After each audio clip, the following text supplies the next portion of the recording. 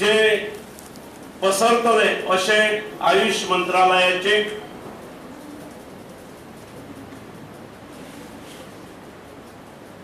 Educational institute आणि hospital तातून ह्यो जी झलक दाखयली ती सगळी कायमस्वरूपी उभी रावतली।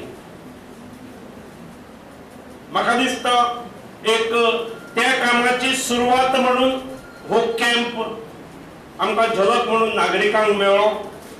खूप बरे काम म्हणजे खूप जणांनी बेनिफिट घेतलो।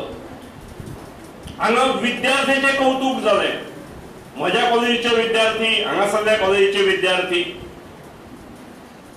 म्हणजे अखेर शिक्षण हे कितें आसता, शिक्षण हे केवळ सर्टिफिकेट घेवप, डिप्लोमा घेवप किंवा डिग्रीज घेवप इतले पुरते सीमित आसूंक जायना। Education should not limit itself two degrees, diplomas or certificate. It should reflect your personality. It should reflect your attitude. It should reflect your behavior. It should reflect your attitude towards the society, your responsibility towards the society. आणि त्या दृष्टीन युवकांनी आणि युवतींनी उत्कृष्ट कामगिरी केली, एक आमकां आदर्शय घालून दिलो। आयुष मंत्री खुश जातलो।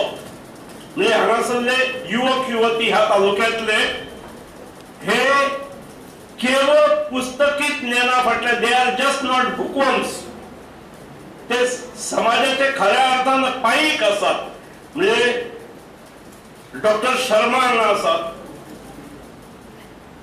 ज्यांचेर शस्त्रक्रिया जाल्या, he has been recently operated, पण आपली जबाबदारी ओळखून ते हांगा गोव्यात आसात, आज हांगा व्यासपीठाचेर आसात। तेका साजेशी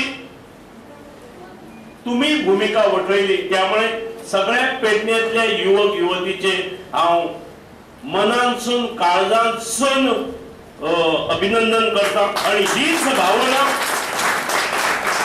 भावना आणि हो दृष्टिकोन जीवनात तुम्ही दवरचो, इतली एक अपेक्षा। जब अच्छे काम होते हैं, हमारी राजनीति हम अलग रखेंगे, लेकिन समाज सेवा के लिए, समाज के लिए हम इकट्ठा आके ये समाज के हित के काम जो है हम सबको करना है।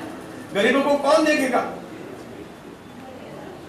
गरीब चाहता है कि कहां से हमें मदद मिले। राजनीति हम बाद में करेंगे, लेकिन इस तरह के जो काम है वो हम सबकी जिम्मेदारी, हम समाज के घटक है, हमारी भी कोई जिम्मेदारी होती है। हम इस तरह से आगे चले तो निश्चित तौर से हम इस जो हमारे सामने जो चैलेंजेस है उसका सॉल्यूशन बन के इस तरह से हम आगे जाएंगे, तभी गोवा हो या पूरा हिंदुस्तान अपने जगह पर रहेगा। और निश्चित तौर से आप सबके सहयोग से, आप सबके आशीर्वाद से हमारा देश, हमारा समाज आगे बढ़ेगा।